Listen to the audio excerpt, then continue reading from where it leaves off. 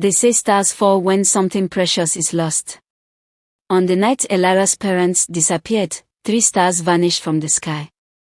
Her mother, Kizoba, was a singer of ancient lullabies, the kind that calmed storms and made trees bloom. Her father, Amodi, carved flutes from moonwood and whispered secrets to the wind. Together, they were guardians of forgotten songs passed down through generations in the sacred valley of Iduola, nestled in Ebonyi most enchanted hills. But when Elara turned 7, a breach opened between realms, a tear in the fabric of light, and shadow spilled across the land.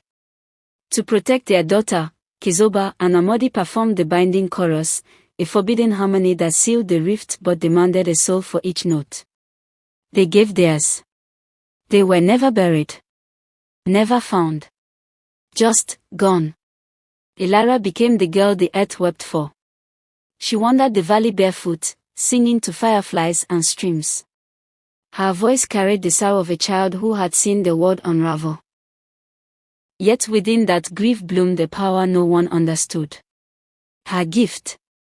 For a time, the village elders of Iduola tried to care for her, but no roof could hold her spirit, no routine contain her magic.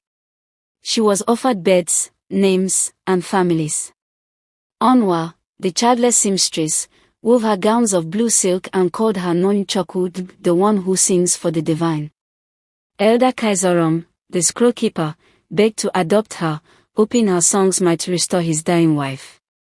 Even the chief's daughter, Amis, offered friendship and warmth, bringing Elara fruit and braided flowers into her long, curling hair. But Elara could not stay. The world whispered to her, and she had to answer. She made her home by Odonkyum, the river where time forgets itself. There, she built a small circle of stones and moss, and sang to the moon like a prayer. She had no roof but the stars, no family but the wind, and no rest but the silence between songs. Her loneliness became her lantern. She learned to turn sorrow into sound, and pain into poetry. Each melody was a memory. Each note, a name she missed.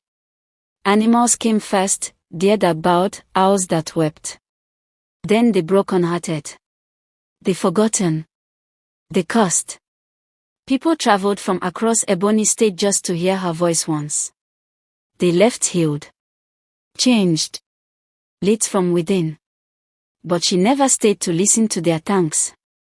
And still, some tried to claim her. Not with kindness, but with hunger. They came in cloaks of charm, with talismans of bone, mirrors that could steal reflection, and bottles meant to trap voices. They offered gold, lands, power. But magic born of grief cannot be bought. When they tried to silence her, the spirit of the forest of ash awakened. The sky darkened. The wind stopped. The birds vanished.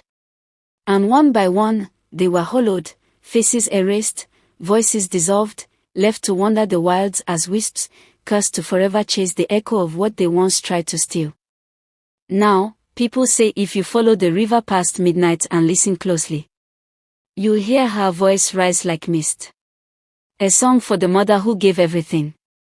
A song for the father who vanished into stars.